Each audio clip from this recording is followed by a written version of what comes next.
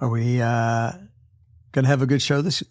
You got something good planned? I think so. I found some stories that kind of all go along a theme, but episode 200 is coming up very soon, and we want to do a fun celebration episode. So if you're having any problems with weddings, anniversaries, parties, celebrations of life, whatever it is, please write into us. Are you going to start out with the song Celebration? I don't know if we can get that cleared. I don't know if that's in the budget to license that song, but you have to license it? Unless you are just going to sing it for us the whole way through, yeah. I just did it. Well, that's all they get then. Hi, everybody. Welcome to this week's episode of Father Knows Something. Morgan and I are sitting here in our little comfortable little spot. Mm-hmm. And interesting show last week. Yeah, we had the medium on, mixed reactions, and it is a hard show for us to put together, just given how much time it takes to sort through the stories. So it might be a one and done kind of thing, but we'll see. We'll see how we go. We gotta get views up. So share the show with your friends, share with whoever. Maybe this will be a good episode to share. Yeah, and I also even say that I always like every 2 or 3 or 4 episodes, I want to do something different. And I'm glad people did respond. They like the idea that we are mixing it up and they're seeing where we're going. So if you have any ideas, I have another idea in my head, but let's see what you got too. Okay, well, let's get into these stories. Overall theme is kind of time would tell, but do you want to let time tell? Like maybe changing it up might be better. Well, I think sometimes you have to take your own direction. Time will tell. Time will. Okay. Well, let's see. Let's jump into it.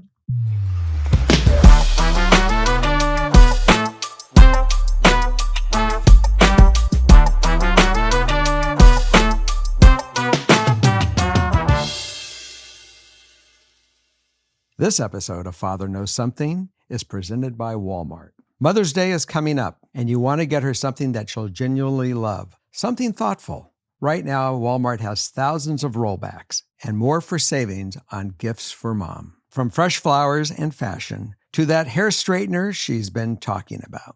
You don't have to spend a lot to make her feel spoiled. Shop Mother's Day rollbacks and more right now in the Walmart app, online and in the store. Story number 1. Story number 1 for us. Hi, Dad, Morgan, Justin, and gang. I love Father Knows and THT and have been listening for years, but this is my first write-in.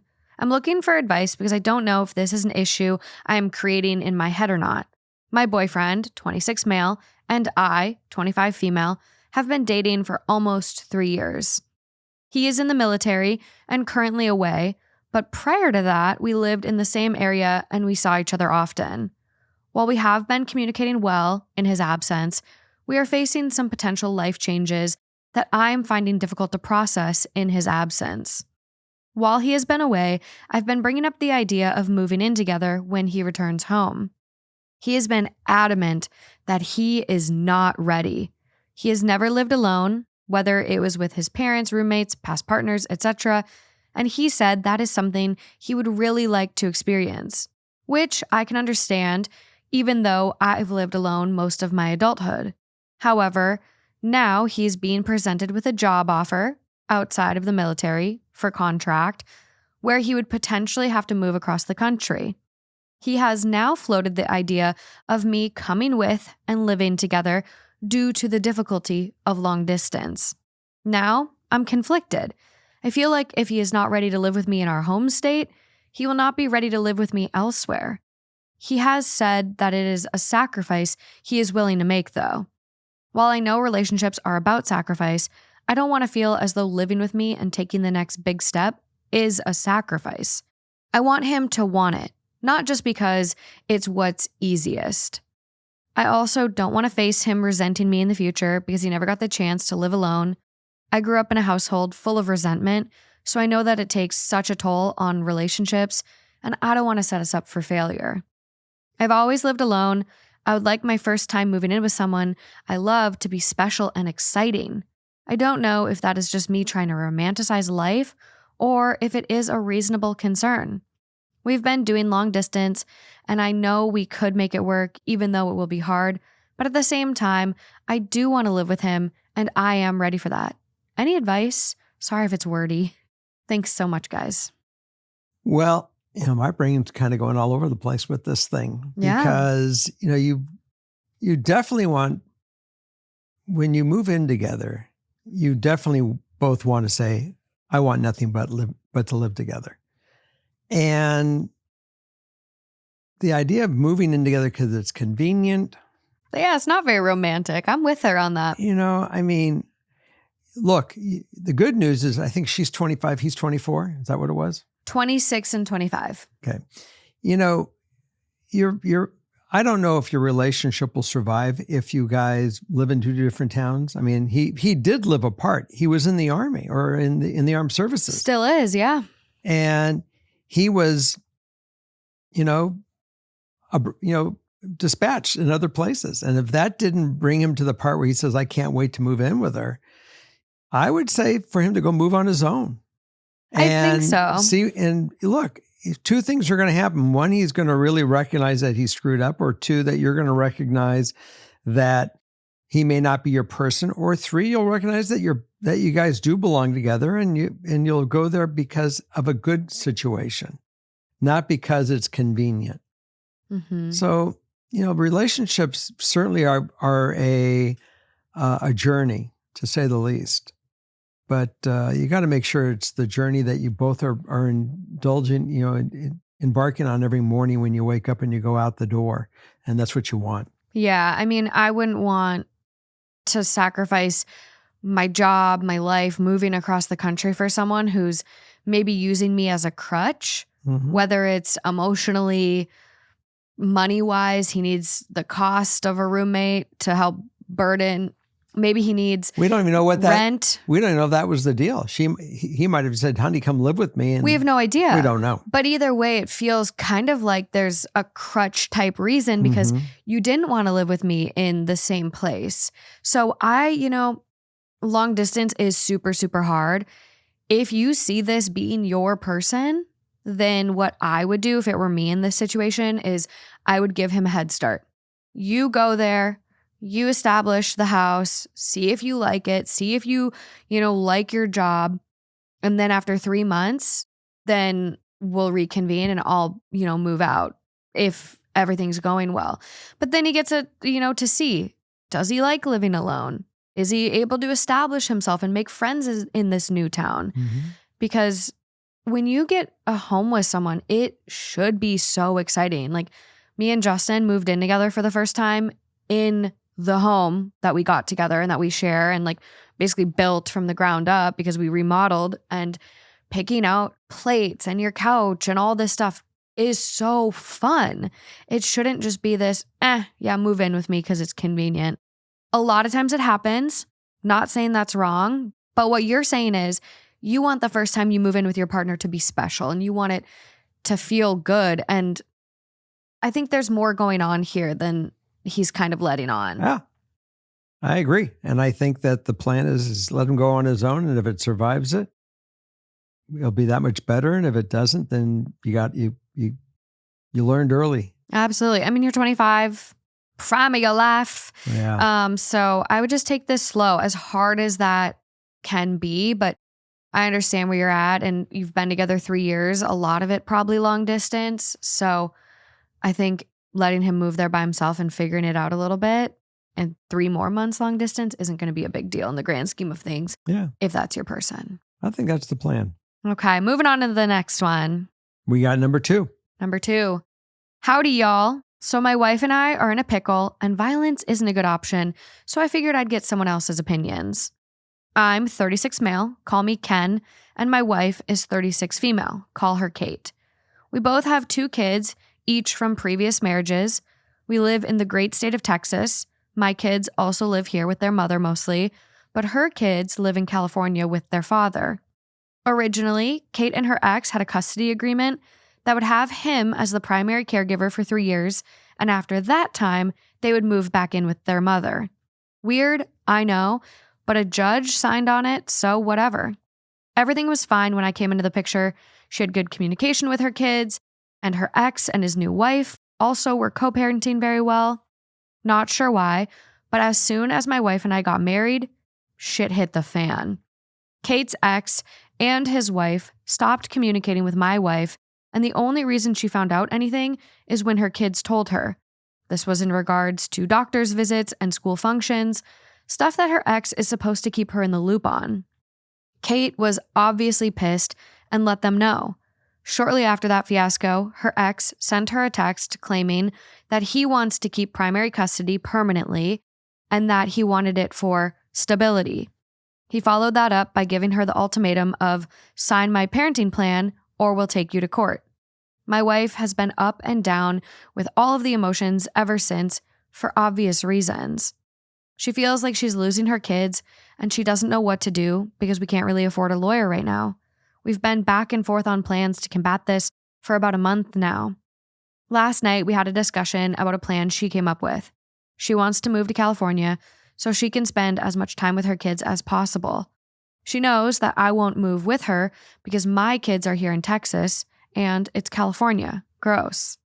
Just kidding. So what we're talking about is being married, living in 2 different states, and seeing each other whenever one of us goes to visit the other.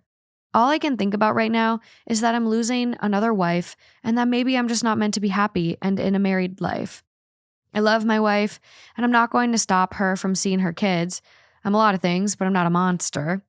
So basically, I need advice on how to handle this. Can a marriage survive like this? Ideally, I would like my wife's ex to fly a kite and shut up. Additional info, I make jokes to cope with stress, so don't get offended by the California joke, please. You know, all joking aside, she has sacrificed to be away from her kids for all this period of time that might be even costing her Child support money. Well, I mean, just the relationship with her kids. Oh my God, the relationship is strained. It can't not be. This guy is literally commandeering and he's got a claim where he could say, hey, she abandoned them. She's living in Texas. She's not doing this. She's not doing that. And it may not be true, but the bottom line is because she isn't there, she isn't present, that it definitely could be causing her a problem. And I would think it would be great if you could actually say, I'm willing to go be with you and do this. Now, your job may not afford you to do this. I don't know if you have a job, that your job is not movable. I don't know if you're in a job that you can walk away from and get the same kind of job in California. I don't know any of these facts. Mm-hmm. But it would be nice that you stood by your wife as a partner, because that's really what it is. You guys stand by each other to help each other. What about his kids, though, that are in Texas? He's been having consistent care with his kids. And he's got to be able to try to manage this as well. I mean, it's a family. You know, you guys bought into this thing that we have, there are 2 families. Mm-hmm. And you're going to have to make some kind of concessions as well if you want your relationship to work.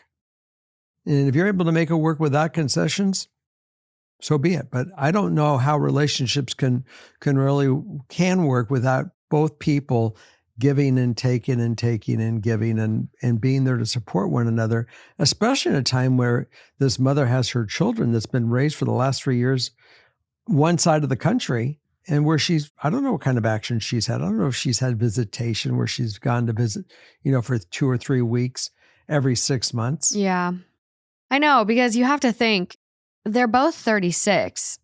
Their kids are likely pretty young. So it is a big sacrifice for her to miss out on daily life with her kids for 3 years. I understand this one, rock in a hard place, but I think there's no easy solution. There's no right solution. It's going to be what makes the most sense for you guys. But I think it's interesting where it's like, she knows I won't move with her because my kids are here. And it's like, but her kids are there. Yeah. So this might be, as unfortunate as it is, the end of the road. I do think it is most important for you to prioritize your kids. Your kids should come first right now. They're little, likely, unless you had them, when you're 20 and then they are 16, who knows? But I think it's kind of an unfair ask to be like, well, you should stay here and not see your kids or just go see them when you can. but then you won't do the same for her. It feels like an unfair ask to me. So what comes to mind, and this is something I learned in negotiation. Whatever deal you offer somebody, make sure you're willing to accept the same deal. And if you make a deal that everyone's willing to accept, if whoever wants to do it, then, it might be fair. Mm-hmm. But don't make a deal for her that you're not willing to take yourself. Exactly. So I think that you guys got some work to figure out still. Yeah, I mean, what he's asking for too is interesting because there was an agreement where it was already signed in place that, hey, I get 3 years and then primary custody resorts to you. Mm-hmm. So you might have to budget a lawyer. Like if that's what it could take to potentially not uproot your life and revert back to that original custody agreement, it might be willing to skip date nights or whatever to budget for a lawyer or get a consultation at least to even see if it's worth pursuing. I will say consultations are typically free. So she should probably talk to a lawyer about this and show that original custody agreement. Did you have and also they may have a lawyer that originally, signed off on the agreement, or was there as part of it? Yeah. I mean, you would assume, given that a judge did sign it. So I would assume that a lawyer was involved initially, but I would consult someone. But again, then it's like those kids are being taken away from their dad, who they have lived with for 3 years. And maybe they're in school now and they have friends and they have these things. And granted, kids and families move all the time. But I think you both do need to prioritize your kids. And you say that your kids are with their mom more than they are with you. So it might be easier for you to go back and forth. And it might be easier for you to make a sacrifice right now, maybe for a couple years, and then you see where things are and you reevaluate. But otherwise, it's looking like you both are going to be making choices that are best for each of you. And that's also okay. That's just kind of life sometimes. And we all know that, when kids are settled in school, they always say, I don't want to move to Texas. Yeah. I get it. But, there's things to be discussed, and it's always better if you can do it amicably together and come up with a solution as parents. But, we don't know what's really in the father's, mind. Yeah. What he's thinking. And it would be nice that there was communication that everybody could figure it out and say, this is what we're going to do and how we're going to manage it. Yeah, absolutely. Before you get forced to spend money. I know. Well, consultations again should be free, but yeah, I mean, I love California. I wouldn't want to move to Texas, but it's like maybe their dad and stepmom could get a better job here. Like maybe if everyone gets on a amicable page again, it could be good. But otherwise, I would consult a lawyer and say, hey, what grounds do I have based on the original agreement that was signed? And now he's going back on his word after I just gave up 3 years. What do we do about this? I would consult with someone 100%. Good. Okay, we're going to move on to number 3. This episode is brought to you by Walmart. All right, dads. Mother's Day is right around the corner, and right now, Walmart has thousands of rollbacks and more on just the right gifts for mom. That means low prices on flowers, self-care, fashions, and thoughtful little extras. So you can show up big time while sticking to your budget. Now, yes, she loves breakfast in bed and cards from the kids, but what she really wants is something that says, I see you and I see how much you do for this family. At Walmart, you can grab a bouquet of rainbow roses or put together a bundle of face masks and a few of her favorite snacks, all at prices that feel good. It's an easy way to make her feel special. You can shop Mother's Day rollbacks and more in the Walmart app, online and in the store. Moving on to number 3 here. Hello, Dad and friends. I've been having an internal battle with myself about my current relationship for over a year now. Me and my boyfriend, 21 and 20, have been together for 4 years and have lived together for about a year. He's a lovely person, really funny and supportive, but I don't think I want to settle down with him. I often think about our future and I get really excited. We've started talking about weddings, and he has told me he plans to propose this summer, and I really want to marry him, but I feel like I'm missing out if I do. He's a very lazy and laid back guy. He doesn't put in as much energy as I do and often forgets things that I tell him. We've had lots of conversations about this, and he says he'll work on it, but ends up forgetting and falling back into his old habits. Now he has found a therapist, and we're hoping this helps. But even aside from that, I feel like I want to explore more. I am bisexual, and I have had one girlfriend in the past for a short time, but I've only ever been intimate with my current boyfriend. I'm not sure if settling down like this is what I really want, but at the same time, it is. I've just been tormented by my brain thinking about this all the time. I almost think I'm just staying with him because it's easier, but I do love him too. Ideal outcome, decide whether or not I should stay with my boyfriend, and if I do, how do I tell him I want more than just us? Or if I should leave, how could I even do that? Additional info, I am financially dependent on him. I work a part-time job and make less than $1,000 a month because I am in school. He pays all of our bills, so even if I did want to leave, I don't know how I would. I can't go back home because of my cats, and I really do not want to leave my current job because it's honestly a dream. Escape room game master and scare actor.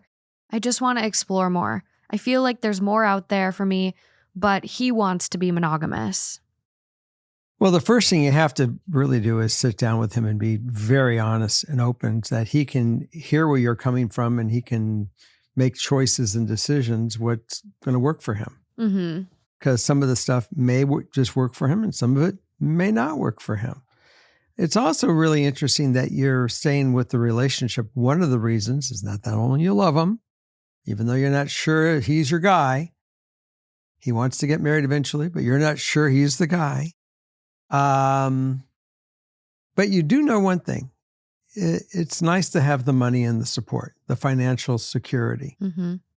That's the wrong ingredient to stay together. The right ingredient is if you're uncertain, maybe discuss taking a leave of absence from each other. See where you guys end up, realizing that you might not end up together. Yeah. Yeah, I agree because he wants to be monogamous. And while there are options and things like polyamory and bringing someone else into the relationship, if he wants to be monogamous, you also don't want to get there by the threat of it's either we're poly or we break up. Like no one should be forced to be poly. And, he could try it and then see, if it is or isn't for him after trying it. But, you don't want him to do something he's not comfortable with just for the sake of keeping you. So a break could be good. I think breaks work. I mean, I certainly know that when you're young in a relationship, there are the ones that know from the beginning that there's no one else and that's just their direction and their commitment is one another. And there are some that are kind of like what you're going through right now. You want to know what the other side's like. You want to explore. I mean, I certainly am getting that vibe from you. And so in order to you to be sure who you're with, you don't want to have that vibe later on saying, why didn't I do that? Why didn't I see what else was out there? Yeah. Go see. Find out. You may find out that the person you're with is your person. He may still be around and realize that he is your person. Will it bring some discomfort? You're going to be testing the muscle.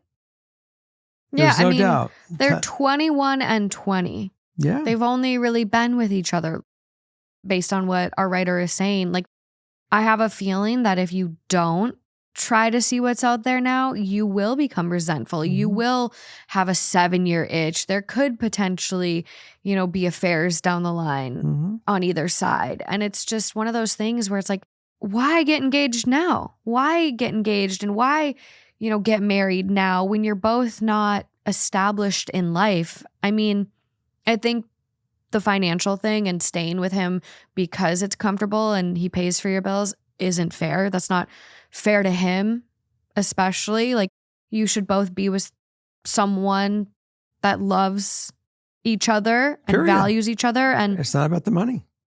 And while you love your job, making less than $1,000 a month is, it's so hard. I made I made $1,500 a month when I was a flight attendant, and that was back in, I got into grad school 2017, so that was 2016. That was 10 years ago, and I needed help with rent. My mom would send me money for rent. I couldn't afford anything on my own. $1,500 a month, you can't do anything with, let alone now. Like gas now, food now is way more. So as much as you love your job, like you could get paid $2,500 a month nannying part-time and going to school and doing your thing until you get your degree or your certification or whatever you're working towards. But I just think like if you want to have your cake and eat it too, like that might be getting a better job so you can move out, you can date, you can live life, because that's just kind of what it is. Yeah. But you definitely want to be in a relationship because you're in love with somebody, not because of the money. Yeah. And it's just not, it's not fair. Like, I mean, it's just not fair. And our writer does say he's very lazy, laid back guy, doesn't put in as much energy as I do, often forgets. I just think you two are at a point now where you're mismatched. Mm-hmm. You're not having a meeting of the minds. You're not connecting, whether or not he is lazy and forgetful, or if you're just not engaged with each other anymore. So something here's got to give. And I mean, you can be roommates and start separating until you get more established, but something's got to give here. Well, you have to really have the discussion with him and you got to be brutally honest. And that's what's going to really make this thing work or not work. And the one thing that I've learned in relationships is the brutal honesty. If you're brutally honest, you guys can make some traction to find the right direction. Without brutal honesty, then you're manipulating by not disclosing what's going on in your head. And the next thing you know is everyone's got misinformation and no one knows where to begin and end. Mm-hmm. So stay with the honesty. And that goes with any friendship. It really has to be that way. Okay, moving along. Number 4. Number 4 for us here. I've had a strained relationship with my older brother all of my life. He's always had a temper, was unkind to me and our siblings, well past our childhoods. And when he divorced his wife and mother of his 2 kids in his late 30s, after being with her since his sophomore year of high school, we all felt close to her. So, with her being in our family for so long, I told her, quote, "Regardless of what happens, you'll always be a sister to me." I thought that was just a kind thing to say. Mm-hmm. After all, she hadn't done anything to me. Fast forward a few years, and he is now with a new person, and he's been even more distant from me for that comment. We've actually fought about it a couple of times. Then, at my daughter's high school graduation, we had a unique issue where a loved one had a very serious surgery and was recovering with a semi-open wound. So, as the pandemic restrictions eased, just prior to the graduation party, this person stayed inside the house while everyone else, maybe 100 guests, stayed outside.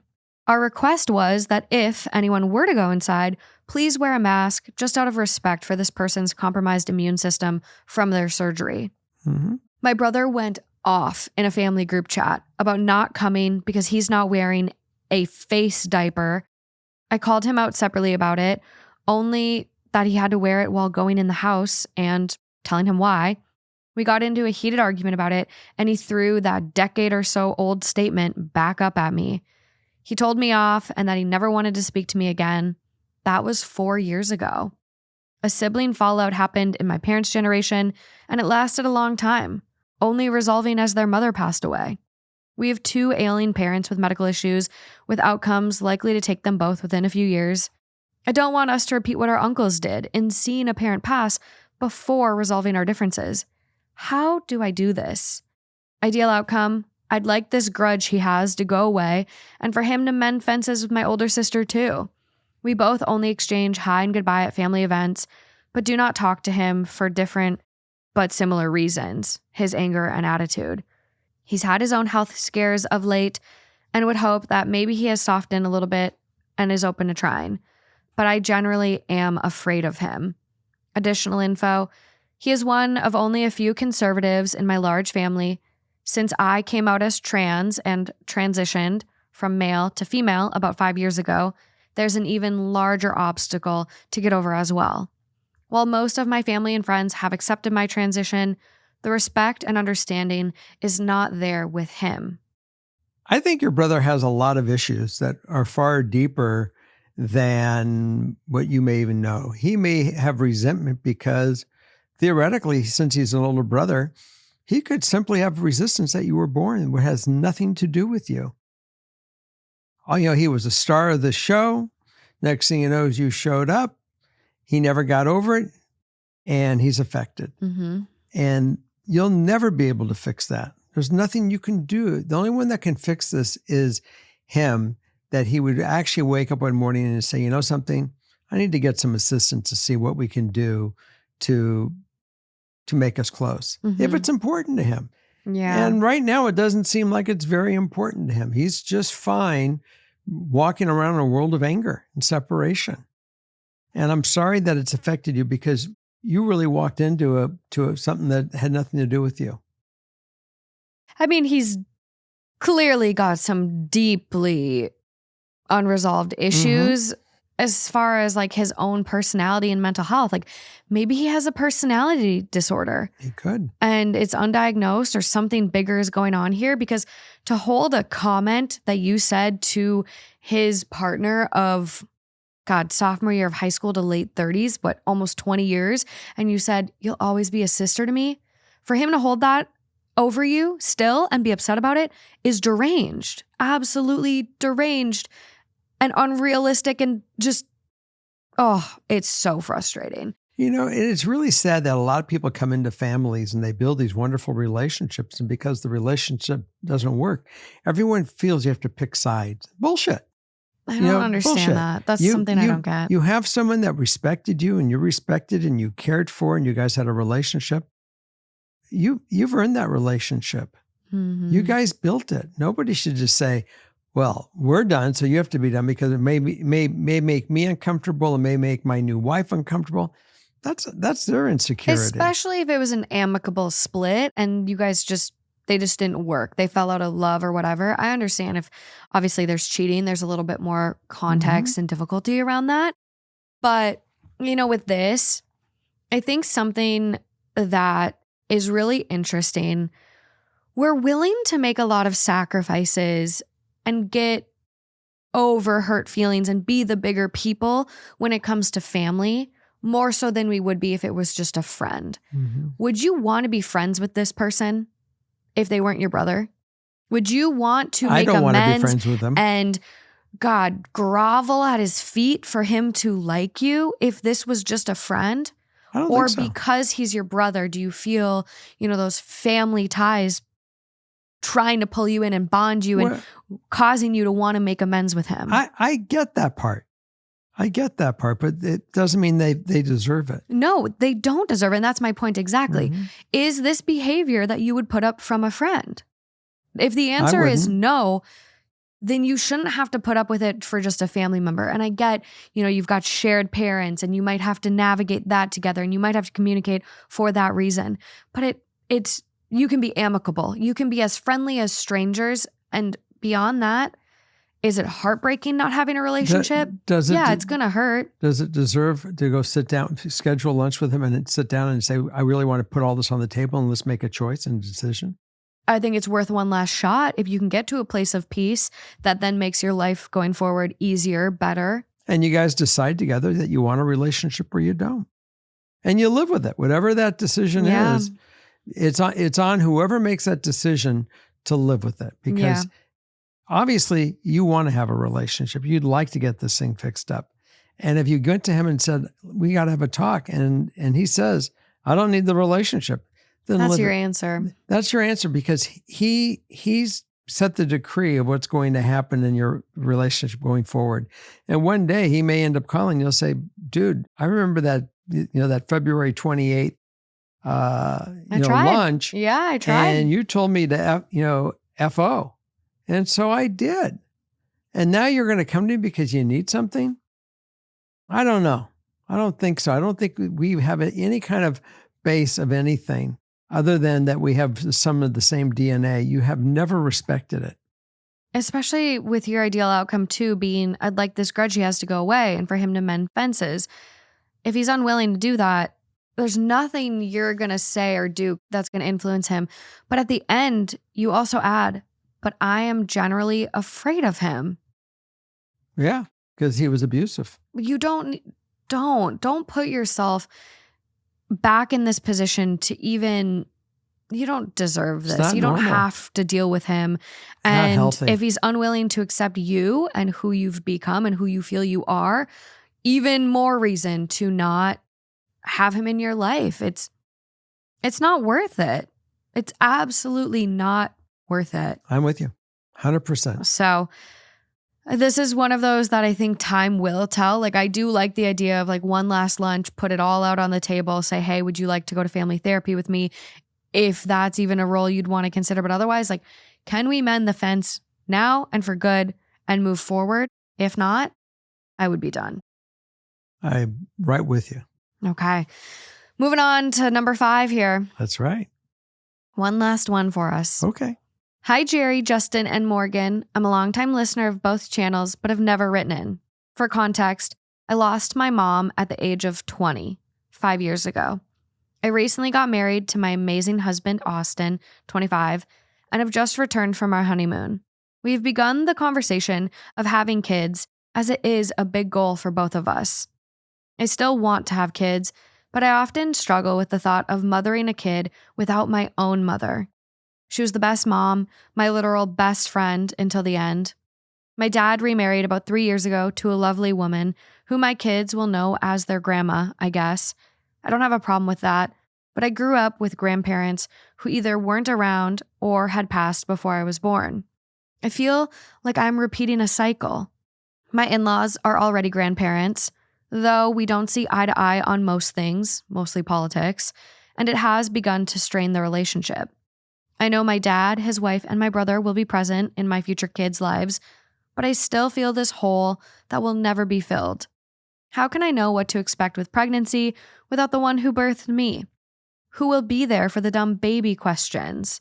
I just want to feel like the strong woman she raised me to be, but man, I miss her so much.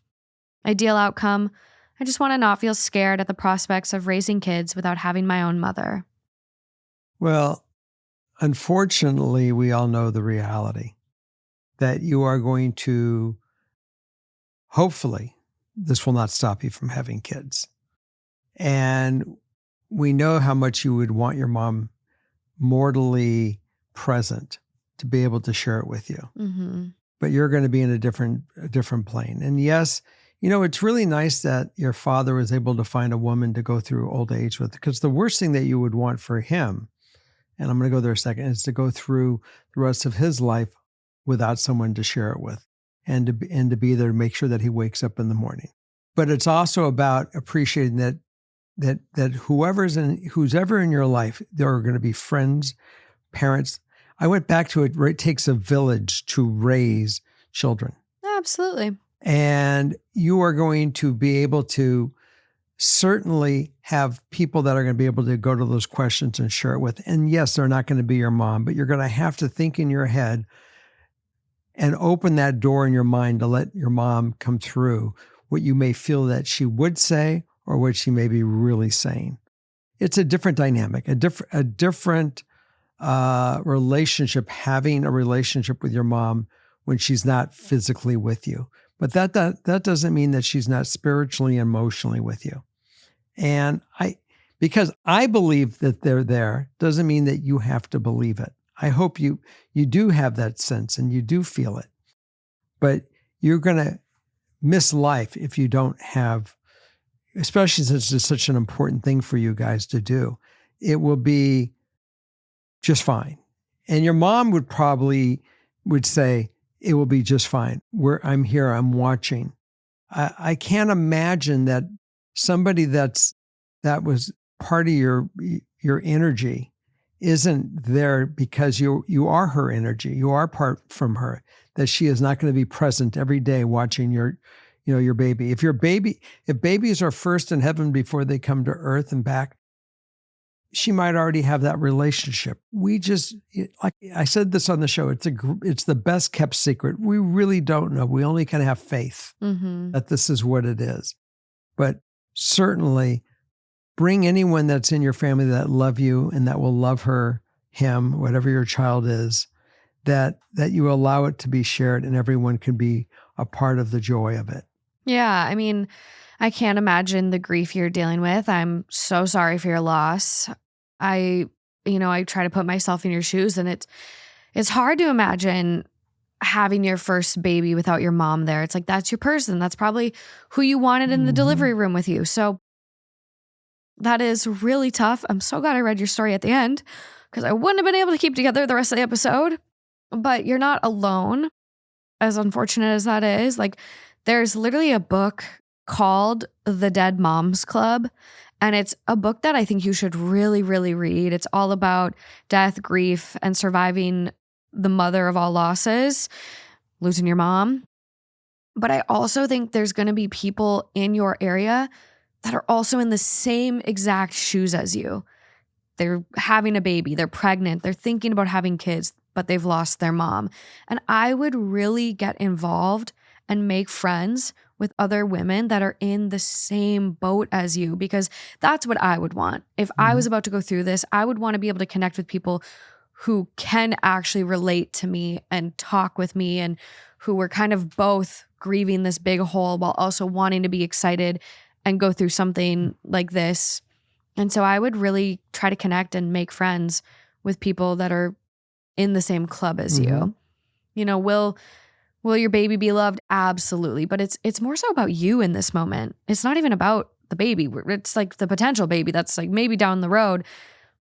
But how do you deal with your grief and just move on through life living with that grief and that hole? And there's big moments in life that make your hole feel bigger, I feel like, which wedding, that's a big one you've already gone through. And next up is kids. So I would really build your circle of people who are in that boat with you, and you can really connect and lean on them, because that would be a really good, helpful village to have. Yeah. And most important, from what I can see, with all that said, keep the line open from your mom as she speaks to you. Yeah, absolutely. I mean, maybe there's a way to honor your mom, whether it's the name you pick for your child or things like that. But I have a producer I work with on my Clues podcast, and I'm forgetting her story. I'm going to have to ask her about it. But her daughter was born after her mom passed, and she saw a psychic, and the psychic basically told her that her daughter was her mom, like coming back. And like her daughter had met her mom or something along the lines of like, as the daughter was born, like mom and daughter met behind the something crazy like that. I'm butchering her story, so I'm going to have to ask her about it. But I think the spirits, that world, have a weird way of connecting and being present. So yeah. It's, like I said, it's the best kept secret. It is. And it's interesting, but keep an open heart, open mind, and you'll have a good time. Because let me tell you, the experience of raising children, I would never have traded it for the world. And mine came weirdly. Yeah. But keep us posted what you do, especially if you read that book or join a club. I know there literally are dead mom clubs like around various cities. So I would really look into that if I were you. But everyone who wrote in today, keep us posted. I think there was an issue with the update form, so just submit on the regular form. But really, really looking for celebration stories for episode 200, and just trying to get the numbers back up for the show. Okay. So on that note, that's it. That's it. That's all we got. We'll see you next week. And thanks for chiming in. Don't forget to tell a friend. Yeah. Subscribe. Yeah. Thumbs up. Hype. Hype is free. I learned something new. Yeah. Hype the video. Hypes. Hype. All righty. We'll talk to you later. Bye, guys.